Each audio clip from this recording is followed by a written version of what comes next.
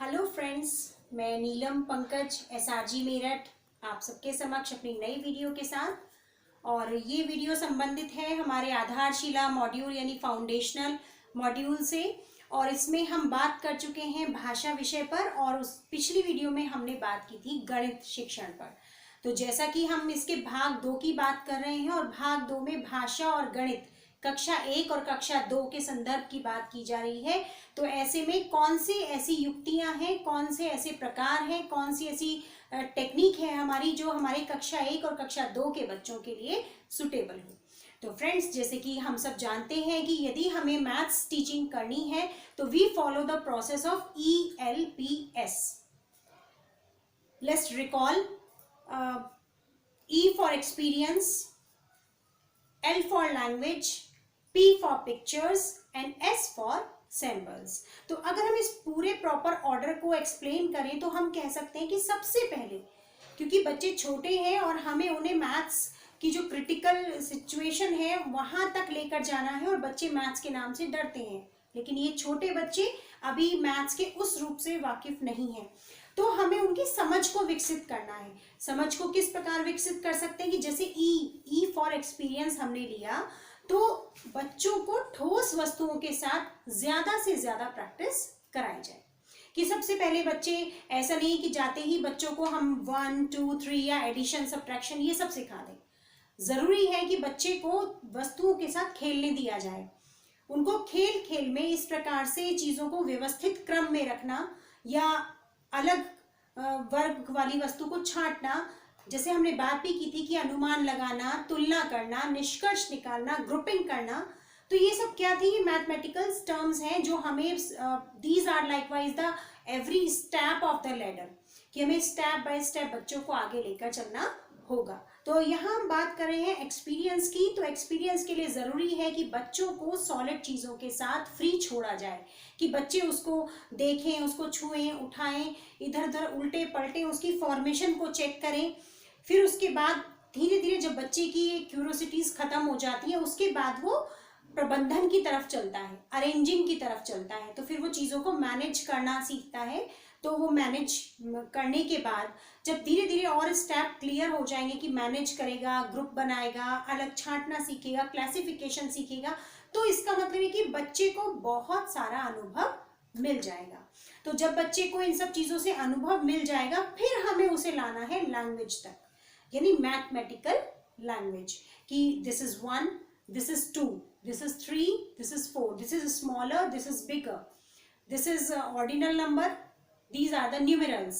तो इस तरह से हम उसे धीरे धीरे पैटर्न के साथ साथ हम उसको लैंग्वेज की जानकारी भी देते जाएंगे एक्टिविटीज के थ्रू। अब थर्ड हमारा जो लेटर हमने लिया, ई हमने लिया एक्सपीरियंस, की ठोस वस्तुओं के साथ बच्चे कार्य करना सीखें।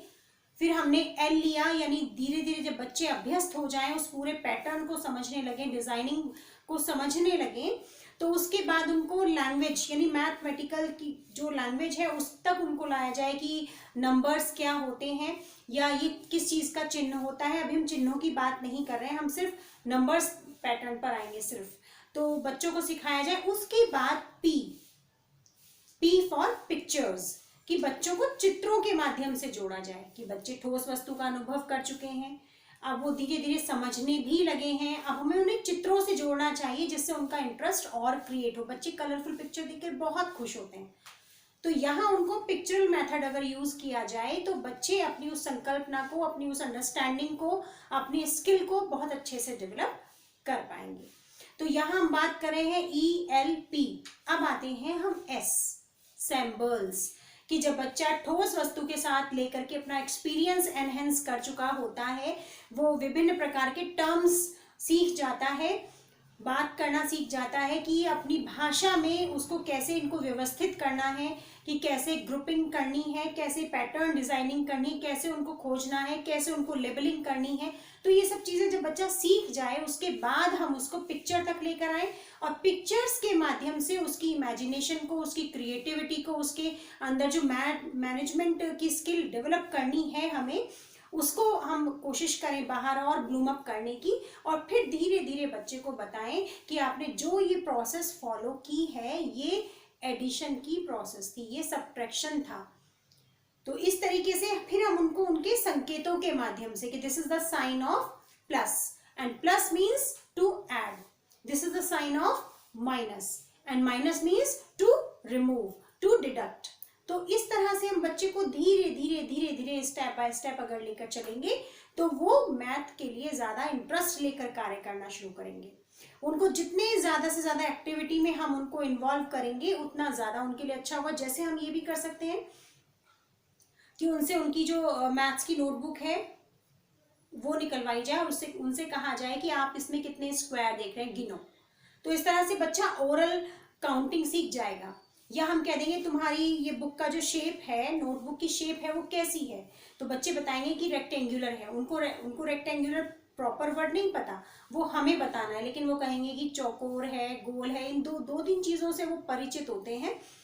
तो यहाँ धीरे धीरे बात इस बात की है कि गणित का उद्देश्य क्या है, गणित सिखाने का उद्देश्य क्या है।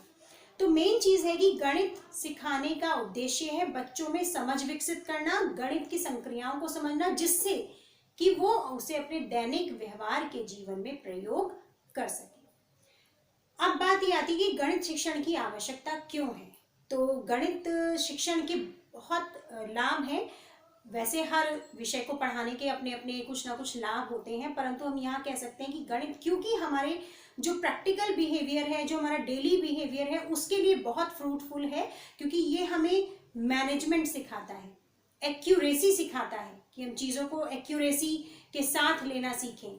हमें एक प्रोसेस को फॉलो करने की हैबिट हमारे अंदर डेवलप करता है। कोऑर्डिनेशन सिखाता है कि किस प्रकार से हम कोऑर्डिनेट करें अपने जो अलग अलग आइटम्स होते हैं, जिस प्रकार से हम अज्यूम कर लेते हैं अलग चीज़ों को। तो अज्यूम करना मतलब टू एक्सेप्ट, टू रिसीव। तो इसी प्रकार से बच्चा कोऑर्डिनेट करना भी सीखता है। और इसके साथ साथ हम ये कह सकते हैं कि वो ग्रुप में काम करना सीखता है, अगर ऑर्डरिंग करना भी सीखता है कि एक जैसी नेचर या एक जैसे क्वालिटी वाली चीज़ों को वो एक साथ अरेंज करना सीखे।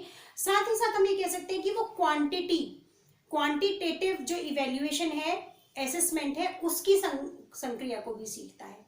इसके साथ साथ हम ये कह सकते हैं कि जो एक्टिव पार्टिसिपेशन होना चाहिए, क्योंकि मैथ्स जो कर रहा है व्यक्ति उसमें इन्वॉल्व होता है। अगर उसका इन्वॉल्वमेंट जरा सा भी कम है तो उसका अचीविंग लेवल तुरंत कम हो जाएगा।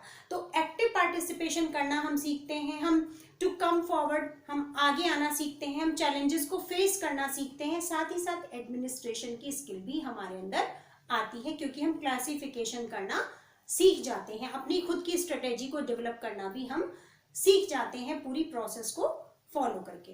तो इसी के साथ साथ जैसे कि अभी हमने बात की, गणित शिक्षण का उद्देश्य क्या है, बच्चों में समझ विकसित करना। और समझ कैसे विकसित होगी कि जब तक हम किसी चीज का बार बार अभ्यास नहीं करेंगे, यानी प्रैक्टिस नहीं करेंगे, तब तक हमारी समझ विकसित नहीं होगी। और प्रैक्टिस करने का क्या फायदा होगा कि करत करत अभ्यास के जड़मती हो सुजान, कि जड़मती जो बिल्कुल मूढ़मती है वो भी बहुत अच्छा व्यक्ति बन जाता है। तो यही बात है कि अगर प्रैक्टिस हम कर रहे हैं लगातार तो हमारी स्किल्स डेवलप हो जाती है। और जब स्किल्स डेवलप हो जाती हैं तो क्या होता है कि हम अपने गोल को लेकर, अपने टारगेट को लेकर के बहुत अलर्ट हो जाते हैं और बहुत ही हम लिमिटाइज कर लेते हैं अपनी अप्रोच को, और हमारी अप्रोच सीधा हमारे टारगेट के लिए होती है। तो टारगेट सेटिंग भी हम सीखते हैं। इसी के साथ साथ टारगेट जब सेटिंग हो जाती है तो फिर हम कंसेप्ट मेकिंग भी सीखते हैं कि किस प्रकार से हमें अपने टारगेट को अचीव करने के लिए कौन कौन सी स्ट्रेटेजी को डेवलप करना होगा। इसी के साथ साथ हम इंटरप्रिटेशन भी सीखते हैं कि कैसे हम प्रेजेंट करें whatever we are just having and what we are just going to learn. तो इसी के साथ साथ जब हमने इंटरप्रिटेशन सीख लिया, हमने प्रैक्टिस सीख ली, उसके बाद हम अपनी परसेप्शंस की तरफ चलते हैं कि हमारी जो मेंटल अंडरस्टैंडिंग है, जो हमारी समझ का स्तर है, वो इतना अच्छा हो जाता है कि हम डीप लर्निंग करने लगते हैं। और जब डीप लर्निंग होती है तो हमारी जो परसेप्शंस है वो बहुत क्लियर हो जाती हैं, और हम में से बहुत सारे लोग अकॉर्डिंग टू द इंटरेस्ट उन परसेप्शंस को थ्योरीज में भी कन्वर्ट करते हैं, और हमारे सामने नए नए एक्सपेरिमेंट आते हैं, नई थ्योरीज आती हैं, नए प्रिंसिपल्स बनते हैं। तो इस तरह से पूरी प्रोसेस है जिसको हम फॉलो करना सीखते हैं। इसी के साथ साथ कि हम ये बात करें कि बच्चों को गणित सिखाने के पीछे हमारा उद्देश्य क्या है, ये तो हमने कहा कि दैनिक व्यवहार के जीवन में वो गणित का उपयोग कर पाए, लेकिन कौन सा सा टर्म कौन सी दक्षता को विकसित करता है, इसका भी हमें आभास होना चाहिए। तो फ्रेंड्स, इसके लिए हमारे जो मॉड्यूल्स बनाए गए हैं उसके अनुसार आधारशिला मॉड्यूल, ध्यानाकर्षण मॉड्यूल, इनमें ये बताया गया है कि गणित शिक्षण के लिए भी हमारे पास 3 लर्निंग आउटकम्स हैं। Focal learning outcome, nested learning outcome और एक वो लर्निंग आउटकम जो हमारे सिलेबस के अकॉर्डिंग, हमारे पाठ्यक्रम के अकॉर्डिंग हमारी पुस्तकों में दिए गए हैं। तो we all must try to learn every skill, कि हर उस स्किल के बारे में हमें पता हो जो हमें बच्चे में डेवलप करनी है और साथ ही साथ खुद में भी डेवलप करनी है। Because teaching and learning are both parallel process, कि दोनों चीजें साथ साथ चलती हैं। हम टीचिंग भी करते हैं, साथ ही साथ हम लर्निंग भी करते हैं। तो we have to improve ourselves also as well as for the student. So friends, I think the concept of maths teaching will be very clear to you. In the next video we will have a new topic before you. Till then, goodbye.